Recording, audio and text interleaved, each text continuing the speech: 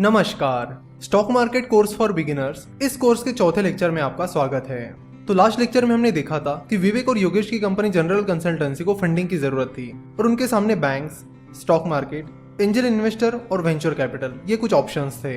तो सबसे पहला और सबसे आसान तरीका उन्हें बैंक का लगा, इसीलिए वो बैंक के पास चले गए।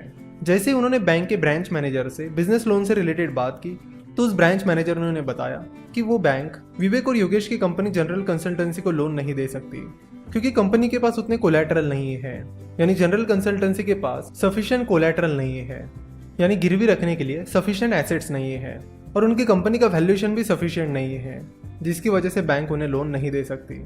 बैंक एंजल इन्वेस्टर्स की तरह आइडिया और फ्यूचर ग्रोथ के बेसिस पर लोन नहीं देती है। बैंक बड़े लोन्स कोलैटरल के बेसिस पर देती है। तो बैंक का ऑप्शन विवेक और योगेश के लिए लगभग बंद ही हो गया। कुछ टाइम पहले गवर्नमेंट ने मुद्रा स्कीम लॉन्च की थी। तो मुद्रा लोन के तहत छोटे बिजनेसेस को 10 लाख रुपए तक का लोन बिना कोलैटरल के मिल जाता है, यानी बिना कुछ गिरवी रखे हुए मिल जाता है। लेकिन विवेक और योगेश के लिए ये अमाउंट सफिशिएंट नहीं थी। फिर उनके पास 3 ऑप्शंस थे, एंजल इन्वेस्टर्स, वेंचर कैपिटल्स और स्टॉक मार्केट।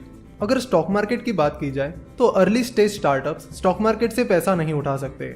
जिन कंपनीज का प्रूवन ट्रैक रिकॉर्ड है, पिछले कुछ सालों में अच्छा खासा बिजनेस परफॉर्मेंस है, वही कंपनी स्टॉक मार्केट से पैसा रेज कर सकती है।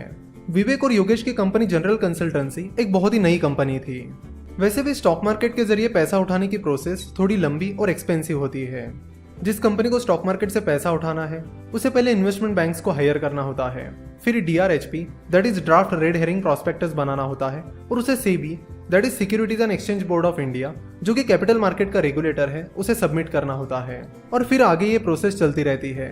इस प्रोसेस के बारे में भी हम किसी एक लेक्चर में डिटेल में बात करेंगे। तो इस तरह स्टॉक मार्केट का ऑप्शन भी विवेक और योगेश के हाथ से निकल गया। अब उनके पास 2 ऑप्शंस थे, एंजल इन्वेस्टिंग और वेंचर कैपिटल। चलो तो देखते हैं कि ये वेंचर कैपिटल क्या होता है। वेंचर कैपिटल बेसिकली जिन इन्वेस्टर्स को स्टार्टअप्स में इन्वेस्ट करना है उनसे पैसा रेज करता है, यानी जिन इन्वेस्टर्स को स्टार्टअप में इन्वेस्ट करना है वो अपना पैसा वेंचर कैपिटल में इन्वेस्ट करते हैं और फिर वो वेंचर कैपिटल इन्वेस्टर से उठाया हुआ पैसा स्टार्टअप्स में इन्वेस्ट करते हैं। तो एक तरह से वो म्यूचुअल फंड की तरह ही काम करते हैं। पर म्यूचुअल फंड और वेंचर कैपिटल में मेन डिफरेंसेस ये है कि म्यूचुअल फंड बहुत सारे लोगों से पैसा इकट्ठा करते हैं, वही वेंचर कैपिटल गिने चुने हाई नेटवर्थ इन्वेस्टर से ही पैसा उठाते हैं। दूसरा मेन डिफरेंस ये है कि म्यूचुअल फंड में इन्वेस्टर 500 या 1000 रुपए भी इन्वेस्ट कर सकते हैं, लेकिन वेंचर कैपिटल में आप 500-1000 रुपए इन्वेस्ट नहीं कर सकते।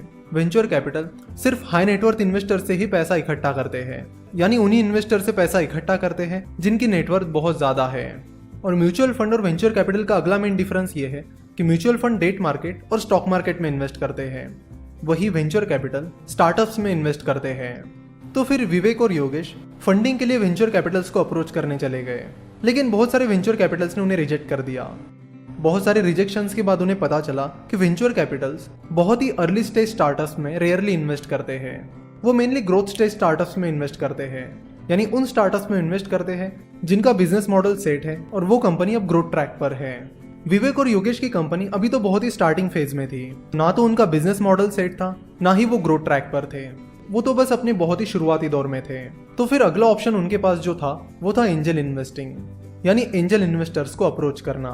एंजल इन्वेस्टर एक इंडिविजुअल होता है जो स्टार्टअप्स में इन्वेस्ट करता है। Angel investors generally early stage startups में इन्वेस्ट करते हैं, यानी उन स्टार्टअप्स में इन्वेस्ट करते हैं जो बहुत ही शुरुआती दौर में है। तो विवेक और योगेश की कंपनी अभी शुरुआती दौर में थी, इसलिए उन्होंने एंजल इन्वेस्टर्स को अप्रोच करना शुरू किया। तो फिर वो एंजल इन्वेस्टर्स के साथ मीटिंग फिक्स करने लगे और उन्हें अपना बिजनेस प्लान बताने लगे कि इस तरह से हमने बिजनेस शुरू किया है, इस तरह का एक्सपर्टीज हमारे पास है और ये प्रॉब्लम है जिसे हम सॉल्व करना चाहते हैं। तो शुरुआत में 3 एंजल इन्वेस्टर्स ने विवेक और योगेश के आइडिया को रिजेक्ट कर दिया और उन्हें फंडिंग नहीं दी, लेकिन फिर भी विवेक और योगेश ने हार नहीं मानी। वो और भी एंजल इन्वेस्टर्स को अप्रोच करने लगे और फिर फाइनली एक एंजल इन्वेस्टर को विवेक और योगेश की आइडिया पसंद आ गई और वो उन्हें फंडिंग देने के लिए राजी हो गए। मान लेते कि उस एंजल इन्वेस्टर का नाम रोहन पटेल है। तो मिस्टर रोहन पटेल से विवेक और योगेश की कंपनी जनरल कंसल्टेंसी को 2 करोड़ की फंडिंग मिल गई।